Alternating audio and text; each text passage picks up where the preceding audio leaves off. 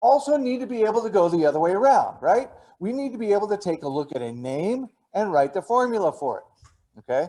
So we're just going to go the other way around, okay? And we're going to kind of look for the same thing. We'll have metal, non-metal, and hydrogen, but there are words that we're going to look for, okay? And we're going to do it the other way around, okay? So the first thing we're going to look for in the name, I'm going to have you look for the word acid.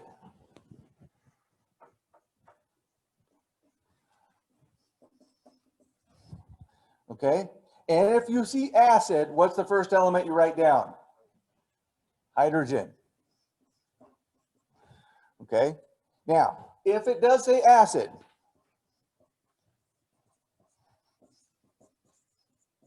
look for the prefix hydro.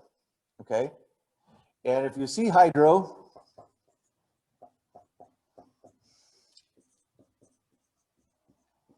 it's going to be hydrogen plus an element. Now, there are some elements that we could form hydro acids or binary acids, like hydrosulfuric acid, H2S, that you would have to balance the charges. But almost all of the binary acids that we will ever use are hydrogens plus halogen, is a hydrogen plus halogen. So hydrofluoric, hydrobromic, hydroiodic, okay? Those are all possibilities. But I'm going to put this anyway, just because if it's not a halogen, we also need to balance charges. So in other words, we add the subscripts in order to determine that we have the same number of positive and negative charges. Okay? That's, again, a very important step. It's simple, and with practice, it can be easy. Okay, the first time you do it, it's not easy. The 184th time, it's probably easy. Okay? All right. Now, if there's no hydro, it's going to be H plus polyatomic ion. If you see something ic acid, it's going to be H plus the ATE ion.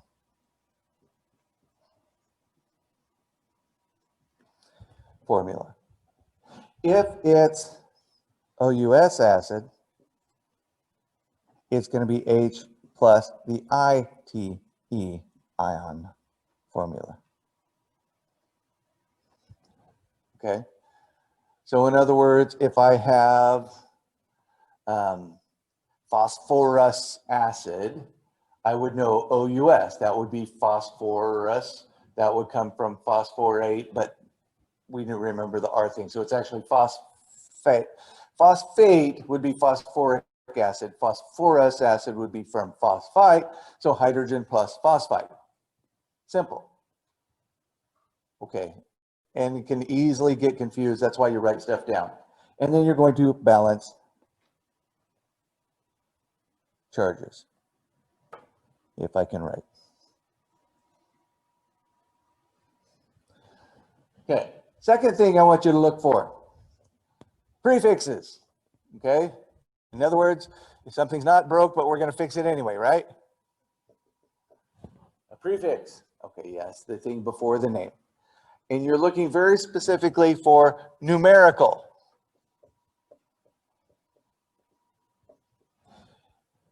So if you see a mono, a di, a tri, a tetra, or whatever, you're going to think about that. Now, I will warn you, there are a couple polyatomic ions whose names have di in them. Dichromate is one example, okay? I'm not going to give you dichromate on the test, but I will give it to you in the lab. You'll need to know to do that, okay? So if the polyatomic ion name has di in it, that might be a little bit different on that. But you're going to look for prefixes. Now, if you have prefixes,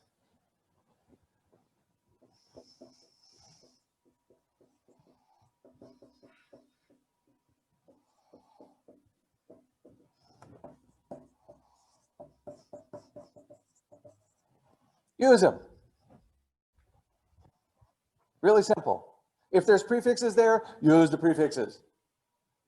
So let's say it's P4O10. Oh, sorry, going the other way around. Let's say it's dinitrogen pentoxide. Dinitrogen, 2 nitrogens. Pentoxide, 5 oxygens. Just use them, okay? Now, finally, if there is no acid and there's no prefixes there, we have an ionic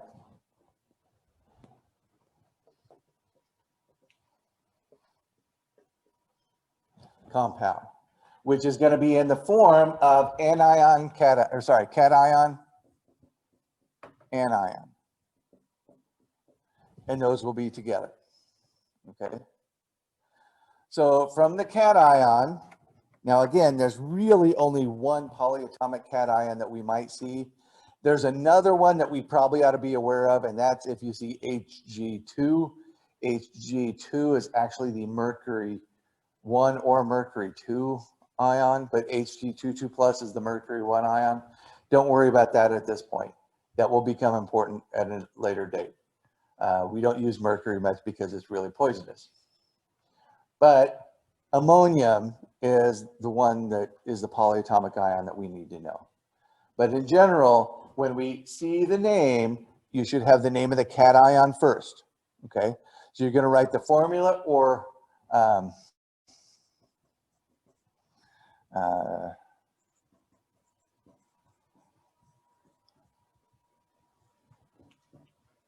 so I'm going to say write the symbol for the cation. If it's ammonium, you would put NH4 plus. But let's say it's iron 3. You're going to put the symbol for iron, Fe. Notice I didn't say anything about putting the charge yet. Okay. Second thing.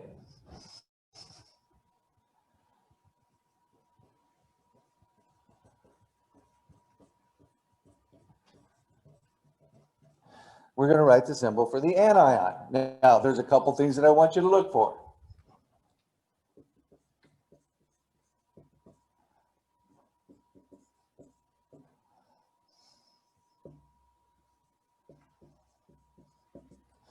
If the end is -IDE, we're talking about an element. There's an exception to that, actually 2 exceptions to that.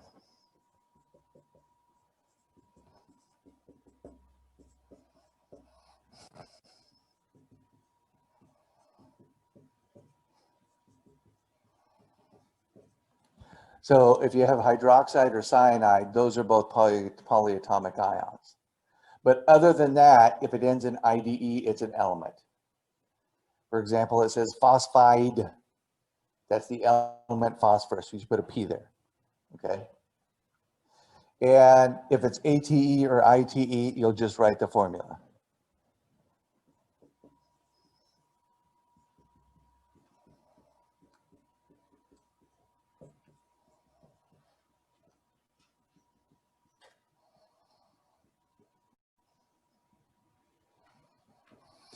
Now we're not done. We have the symbol or formula for the cation, the symbol or formula for the anion, but we have one more step.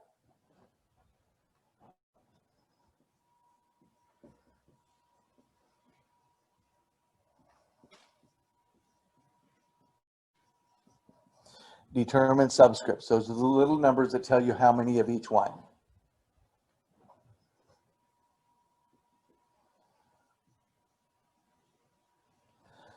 So you're going to determine the subscript using the charges on the ions. So for example, if you had nickel 2 phosphide, for example. So let's put that one down. Nickel.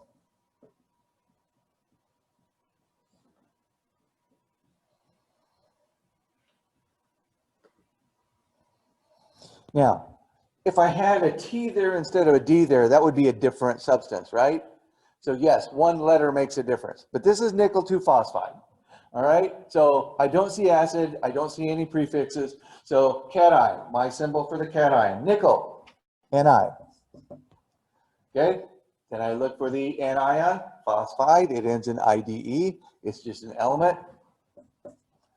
Now, are we done? No, I wanted to nip that idea in the bud there, okay? I need to determine the number of each one. So I need to look at charges. Now I can do charges in a number of different ways, but our formula will not contain charges unless the formula is of an anion or a cation. But if it's of a compound, it will not have any charges in it. So I want you to get away from the habit of writing the charges here, and let's put the charges here. So this is nickel 2, right? What's the charge on the nickel? It's 2 plus. So if I put my 2 plus there, and phosphide is what? 3 minus. Okay? In order to do that, I need 3 nickel and 2 phosphides. Now, see, I put my charges down. They're here in the work part of it, but not in the answer part of it. So it makes it easier to keep that straight. All right. So hopefully this will help you to go through the naming and to make it a little bit easier to go from names to formulas or formula to name.